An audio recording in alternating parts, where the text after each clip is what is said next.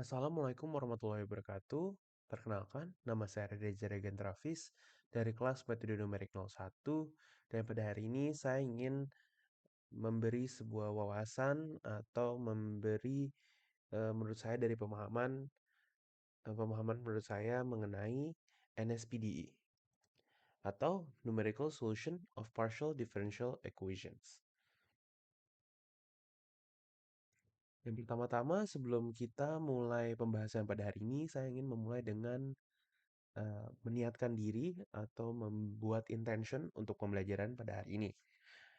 Saya ingin memahami dan menguasai konsep dan teknik penyelesaian numerik dari persamaan diferensial parsial atau yang disebut padai oleh NSPDE yang diterapkan pada masalah aliran fluida menggunakan CFD software pertama di Indonesia, yaitu CFD Soft. Nah, kemudian dengan ini saya berharap saya dapat menganalisis dan memecahkan masalah aliran fluida dalam berbagai aplikasi, teknik, dan dalam ilmiah. Saya berharap dengan intention atau niat belajar saya pada hari ini, saya dapat melakukan penjelasan ini dengan baik dengan semampu saya. Sebelum kita mulai mengerjakan, eh, kita harus mengetahui dulu sebenarnya apa itu NSPDE. Karena ini merupakan sebuah singkatan dalam bahasa Inggris yang bersingkatan Numerical Solution for Partial Differential Equation atau penggunaan metode komputasi untuk mendekati solusi dari diferensial parsial yang seringkali terlalu kompleks untuk diselesaikan secara analitik. NSPD ini bisa digunakan untuk berbagai macam hal, namun pada kali ini saya akan mencontohkan menggunakan CFD atau Computational Fluid Dynamics. Computational Fluid Dynamics ini adalah suatu bidang yang menggunakan metode numerik untuk menganalisis dan menyelesaikan masalah yang melibatkan aliran fluida dan fenomena fisik terkait. CFD ini sangat erat kaitannya dengan konsep penyelesaian numerik persamaan diferensial parsial atau PDE karena aliran fluida biasanya dimodelkan dengan PDE yang kompleks. Mungkin setelah kita mengetahui apa itu NSPDE, kita dapat menggunakannya untuk mencoba langsung diterapkan kepada contoh penyelesaian NSPDE menggunakan CFD Soft.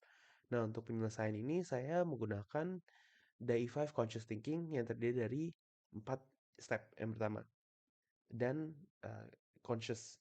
Dan yang pertama, setelah saya menyebutkan niat sebelumnya pada awal pembelajaran hal ini, saya merasa saya sudah cukup conscious untuk menyelesaikan masalah ini. Jadi, kita mulai dengan step yang pertama yaitu intention. Mengapa saya melakukan ini? Yang pertama, saya melakukan semua ini untuk pembelajaran ini untuk Allah Subhanahu wa taala. Seperti yang eh, kita tahu, kita semua di sini eh, ada karena eh, berkah dari Allah Subhanahu wa taala. Jadi kita harus bersyukur apa yang kita miliki. Dan kemudian, saya memiliki intention juga untuk mengetahui bagaimana airflow yang terjadi pada suatu bidang.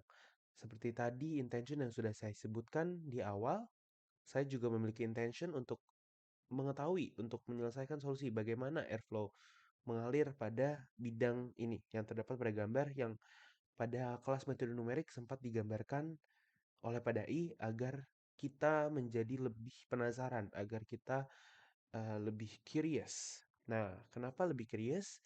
Ini juga membawa saya kepada poin selanjutnya, yaitu saya ingin lebih mengerti mengenai ini agar saya dapat menambah ilmu, agar saya bisa jadi manusia yang berguna juga bagi orang tua dan juga untuk nusa dan bangsa. Saya memiliki pada pembelajaran kali ini sebuah dorongan saya untuk mengerjakan video ini terdapat pada Quran Surat Al-Ankabut ayat 20 yang berartikan, katakanlah, berjalanlah di bumi, maka perhatikanlah bagaimana Allah memulai penciptaan makhluk. Kemudian Allah menjadikan kejadian yang akhir. Sungguh Allah Maha Kuasa atas segala sesuatu. Ayat ini memberikan pengetahuan kepada kita. Ayat ini memberitahu kita bahwa Allah ini Maha Kuasa. Dia memiliki kuasa atas sesuatu dan pada ayat ini disebut bahwa kita harus memperhatikan bagaimana secara tidak langsung eee, menurut saya ini Allah mendorong kita untuk terus belajar, untuk terus mempelajari ilmu-ilmu baru di dunia ini, dan tentunya kita harus stay curious, kita harus harus selalu memiliki rasa ingin penasaran untuk dapat berkembang. Karena manusia tanpa rasa penasaran itu dia tidak akan berkembang. Maka dengan ini saya ingin mencoba untuk mengetahui bagaimana sih cara menyelesaikannya. Kemudian setelah intention saya bulat, niat saya bulat, dan hardware dan brainware saya sudah tertuju pada masalah ini, kita lanjut kepada initial thinking about the problem, di mana kita menganalisis dari apa yang pada diberikan, dan untuk menyelesaikan CFD ini terdapat tiga equation utama, tiga parameter utama yang harus dipenuhkan, yang harus dipenuhi. Yang pertama itu ada continuity equation atau conservation, yang dimana sesuai dengan aturan konservasi massa ini, selama flow ini masanya nah, sama konstan. Bukan konstan, maksudnya tidak ada massa yang hilang ataupun bertambah, hukum konservasi. Dan yang kedua ada Navier-Stokes equations atau konservasi momentum. Nah, ini juga representasikan hukum Newton yang kedua untuk eh, fluid motion. Dan yang ketiga ada energy equation atau energy conservation yang yang merupakan bagian dari konservasi energi di fluida ini. Jadi ada tiga hukum konservasi yang kita dapat terapkan untuk menyelesaikan masalah ini.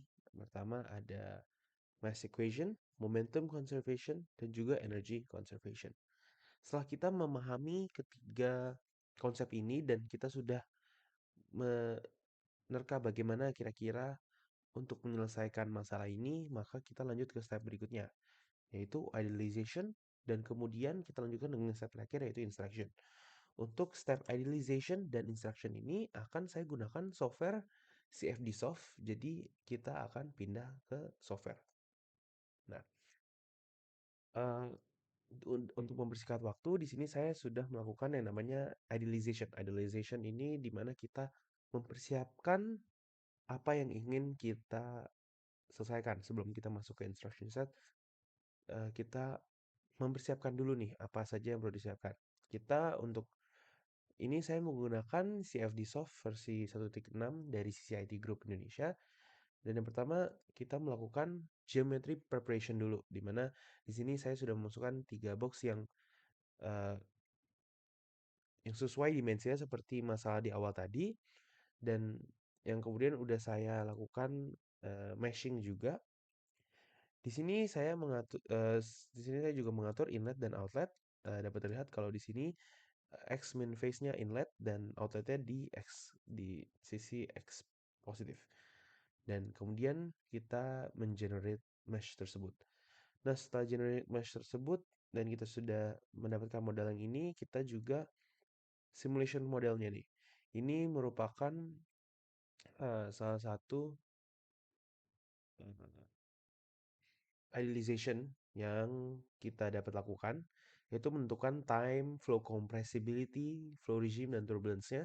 Di sini untuk time saya menekan steady state agar tidak berubah, dan untuk flow incompressible, untuk flow regime dia subsonic, dan untuk turbulence dia laminar.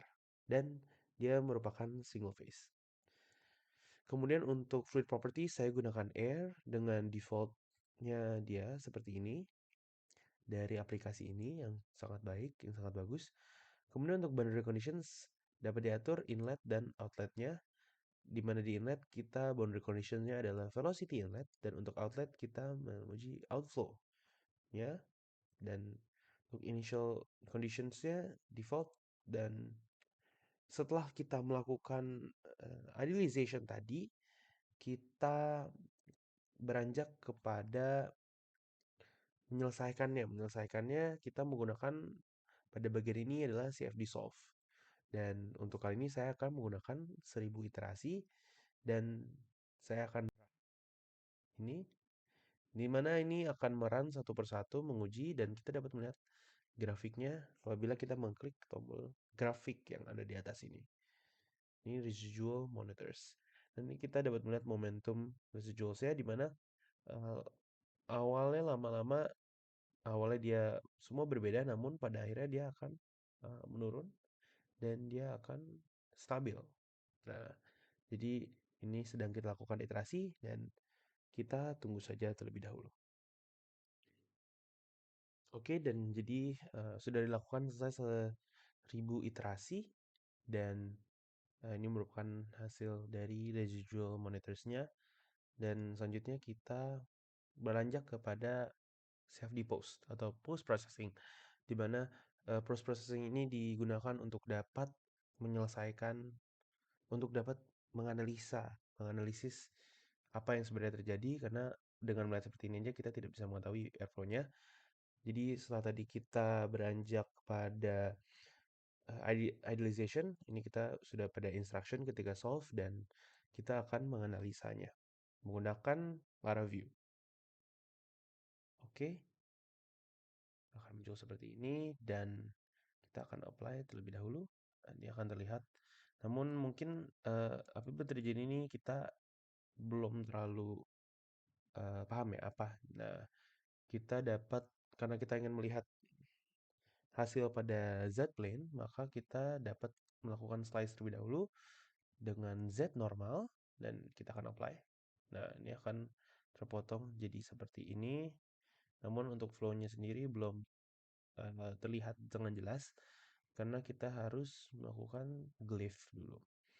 Nah, untuk glyph ini kita harus memastikan dulu kalau oh sudah nyala. Sorry. Uh, Oke, kita apply juga glyphs. Nah, di glyphs ini akan terlihat vektor-vektornya di setiap titik. Jadi karena dia mencari kecepatan sudutnya di setiap titik ya. Jadi akan menghasilkan grafik seperti ini. Namun karena mungkin tidak terlihat, jadi kita, oops sorry, kita akan menggunakan yang lain. Jadi ini kita apply dulu, sorry, udah. Dan eh, kita ingin melihat di U ya, jadi kita ganti ini ke U. Kita glyphnya kita tidak lihat kan. Nah, dengan ini kita dapat melihat flow-nya, terlihat bahwa karena dia mengecil nih permukaannya, maka U secara magnitude U-nya ini akan lebih kencang, akan meningkat nih titik maksimalnya di sini dan dia akan secara gradually dia berkurang sering waktu dan terciptakan juga pocket-pocket yang U magnitude-nya paling kecil nih di ujung-ujung sini karena flow-nya paling sedikit di situ dan akan tergambarkan seperti ini dan penggambaran ini seperti ini sangat berguna untuk dapat dianalisa ya lebih gampang dibandingkan kita mengukur secara manual. Maksud saya dengan manual adalah eh, sorry, oke, menurut saya oke adalah eh, kita tidak bisa menghitung sebanyak itu dalam waktu yang singkat, namun kita dapat dibantukan dengan software ini karena software ini dapat membantu kita untuk menyelesaikan masalah. Masalah seperti ini adalah masalah CFD. Dan mungkin untuk saya pada pertemuan kali ini cukup itu dari saya eh, dapat menjelaskan bahwa software-software seperti ini sangat berguna, sangat membantu kita dalam menyelesaikan sebuah masalah. Namun tetap yang utama adalah intention kita untuk menyelesaikan masalah tersebut karena kita harus memiliki hardware dan brainware yang sudah pakem istilahnya, yang sudah tetap tertuju pada satu tempat. Sebuah quotes dari Ibnu Sina mengatakan, "The knowledge of anything, since all things have causes, is not acquired or complete unless it is known by its causes." Jadi ketika kita ingin uh, mengetahui pengetahuan, kita harus cari tahu nih dari akar-akarnya, dari penyebab-penyebabnya. Mengapa bisa seperti ini? Mengapa CFD dapat menghasilkan gambar seperti itu? Mungkin ternyata karena faktornya dan apa saja eh, faktornya itu apa saja yang mempengaruhi kita. Maka tadi momentum conservation energy. Jadi conservation of energy dan mass dan segala macamnya. Jadi metode DAI5 itu menurut saya membantu kita untuk mencari tahu dari step awal hingga step akhir. Jadi ketika kita ingin menyelesaikan masalah, kita melakukannya secara step by step. Jadi dengan DAI5 ini saya merasa terbantu sekali untuk dapat berpikir sesuai pola gitu. Jadi kita tidak serta-merta tahu sesuatu gitu. Tapi dengan DIY method ini kita juga tahu apa sebenarnya penyebabnya. Sebenarnya ini dari mana? Kita mulai dari awal. Kita mulai dari intention kita dulu. Karena seperti quotes ini mengatakan ketika kita punya intention ingin tahu semuanya ingin tahu dari penyebabnya dari awal, maka kita akan menjadi manusia yang berguna untuk masyarakat gitu ya. Jadi mungkin sekian dari saya. Terima kasih kepada Padai dan juga kepada teman-teman saya yang sudah membantu saya dalam menyelesaikan permasalahan ini dan juga membantu saya untuk stay conscious. Jadi sekian dari saya. Terima kasih. Wassalamualaikum warahmatullahi wabarakatuh.